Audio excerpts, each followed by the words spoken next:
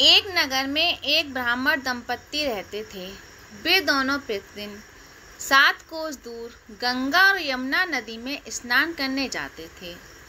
इतनी दूर आने जाने से ब्राह्मण की पत्नी थक जाती थी। एक दिन उसने अपने पति से कहा कि हमारा एक पुत्र होता तो कितना अच्छा रहता। पुत्र की बहू आती तो हमें घर वापस जाने पर खाना बना हुआ मिलता और बहू घर का काम भी कर देती। अपनी पत्नी की बात सुनकर ब्राह्मण ने कहा कि तूने बात तो सही कही है, चल मैं तेरे लिए बहू ला ही देता हूँ। ब्राह्मण ने कहा कि एक पोटली में आटा डालकर कुछ मोहरें रख दे। ब्राह्मण के कहे अनुसार उसने पोटली बांधकर दे दी। पोटली लेकर ब्राह्मण चला गया। ब्राह्मण सफ़र के दौरान यमुना के किनारे बहुत ही सुंदर लड़कियां दिखाई दी। वे रेत में घर बनाकर खेल रही थीं। उनमें से एक लड़की ने कहा कि मैं अपना घर नहीं बिगाड़ूंगी, मुझे तो रहने के लिए ये घर चाहिए।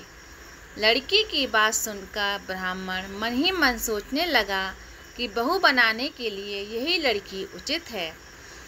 जब वह लड़की जाने लगी तो ब्राह्मण भी उसके पीछे पीछे उसके घर तक चला गया। वहां जाकर ब्राह्मण ने उस लड़की से कहा, बेटी, कार्तिक मास चल रहा है, इसलिए मैं किसी के घर खाना नहीं खाता। मैं अपने साथ आटा लेकर आया हूँ। तुम अपनी माता से पूछो कि क्या वह मेरे लिए आटा छानकर 4 रोटी बना देंगी।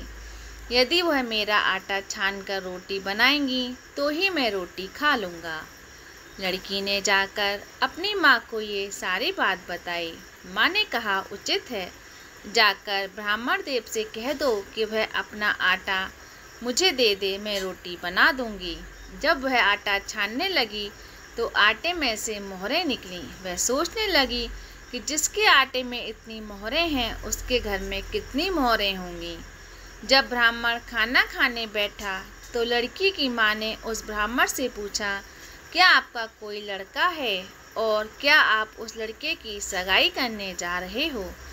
यह सुनकर ब्राह्मण ने कहा कि मेरा लड़का तो काशी में पढ़ने गया हुआ है, लेकिन यदि तुम कहो तो खाण कटोरे से विवाह करके तेरी बेटी को अपने साथ ले जाऊं। लड़की की माँ ने कहा, ठीक है ब्राह्मण देव। इस पर लड़की की माँ ने लड़की की खाण कटोरे से शादी करके ब्राह्मण के साथ भेज दिया। ब्राह्मण ने घर आकर कहा, रामू की माँ, दरवाज़ा खोलकर देख, मैं तेरे लिए बहू लेकर आया हूँ। ब्राह्मण की पत्नी भीतर से ही बोली, हमारे तो कोई बेटा बेटी नहीं है तो बहू कहाँ से आए। दुनिया ताने मारती थी, अब आप भी मारने लगे। ब्राह्मण ने कहा, तू दरवाज़ा खोल कर तो देख। जब ब्राह्मणी ने दरवाज़ा खोला तो सामने बहू को खड़ी देखा। उसने बहू का स्वागत किया और आदर संस्कार से अंदर ले गई। जब ब्राह्मण अपनी पत्नी के साथ नदी स्नान करने जाता तो पीछे से बहू घर का सारा काम करके और खाना बनाकर रखती थी। वह उनके कपड़े धोती और रात को हाथ पैर भी दबाती थी। इस तरह बहुत दिन बीत गए। ब्राह्मणी ने अपनी बहू से कहा कि बहू, कभी भी चूल्हे की आग मत बुझने देना और मटके का पानी खत्म मत होने देना। परंतु एक दिन चूल्हे की आग बुझ गई।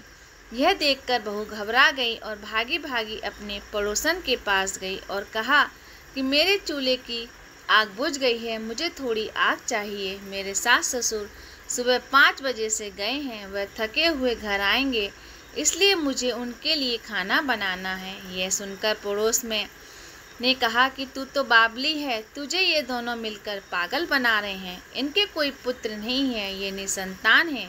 बहू ने कहा, ऐसा मत बोलो, इनका बेटा तो बनारस काशी में पढ़ने गया हुआ है। इस पर पड़ोसन ने कहा कि ये तुझे झूठ बोलकर लाए हैं, मेरी बात सच मान, इनके कोई बेटा नहीं है। अब बहू पड़ोसन की बातों में आ गई और कहने लगी कि अब आप ही बताओ मैं क्या करूं। पड़ोसन ने कहा, करना क्या है, जब तुम्हारे सास ससुर आए तो जली हुई रोटियां बना कर देना और बिना नमक की दाल बना कर देना।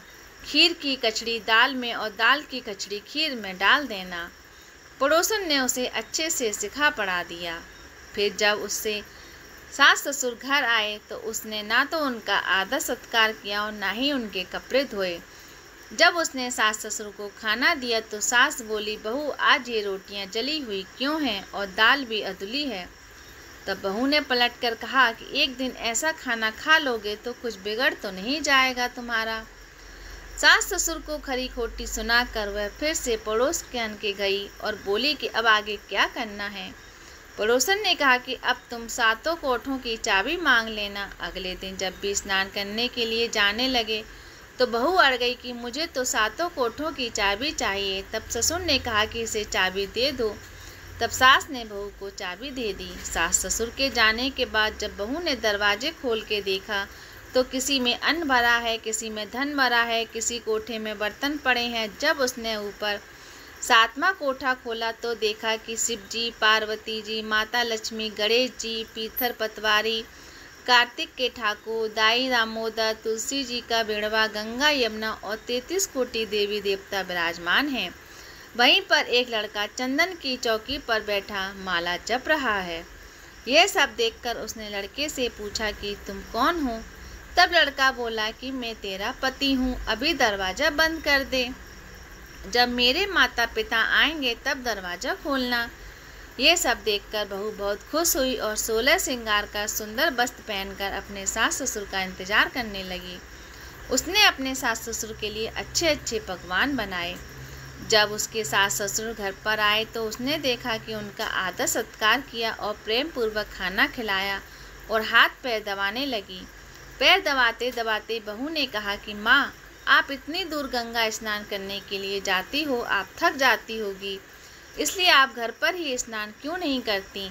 यह सुनकर सास ससुर कहने लगे कि बेटी, गंगा यमुना घर पर तो नहीं बहती है। जब उसने कहा कि हाँ माँ जी बहती है, चलो मैं आपको दिखाती हूँ। जब बहू ने सातवां कोठा खोल कर दिखाया तो उसमें शिव जी, पार्वती जी, गणेश जी, लक्ष्मी जी, पीपल पतवारी, कार्तिक के ठाकुर, दाई दामोदर, तुलसी जी का बेवड़ा, गंगा यमुना बह रही हैं और 33 कोटि देवी देवता विराजमान हैं। वहीं चौकी पर बैठा एक लड़का माला जप रहा है। माँ ने उसे देखकर कहा कि बेटा तू कौन है। लड़का बोला, माँ मैं तेरा बेटा हूँ। तब ब्राह्मणी ने पूछा कि तू कहाँ से आया है। लड़के ने जवाब दिया कि मुझे कार्तिक ने भेजा है। माँ ने कहा, बेटा ये संसार नहीं से मानेगा कि तू मेरा बेटा है। माँ ने कुछ विद्वान पंडितों से मदद मांगी। पंडितों ने कहा, इस पार बहू बेटा खड़े हो जाएं और उस पार माँ खड़ी हो जाए। माँ ने चमड़े की अंगियाँ पहनी और छाती में से दूध की धार निकलकर बेटे की दाढ़ी मूछें भीगे और पवन गाड़ी से गठजोड़ा बांधे, तब मानेंगे कि ये इस माँ का बेटा है। उसने ऐसा ही किया। चमड़े की अंगियाँ फट गई और छाती में से दूध धार निकलकर बेटे की दाढ़ी मूछ भीग गई। पवन पानी से बहू बेटे का गांठ जोड़ बंध गया। ये सब देखकर ब्राह्मण और उसकी पत्नी की खुशी का ठिकाना ना रहा। तो ये थी कार्तिक मास की कथा। हे कार्तिक के ठाकुर, हे ब्राह्मण, जैसे ब्राह्मण और ब्राह्मणी के बहू बेटा दिया वैसे सबको देना। कार्तिक मास की कथा कहने और सुनने वाले को हुकार भरने वाले पर सब पर कृपा बनाए रखना।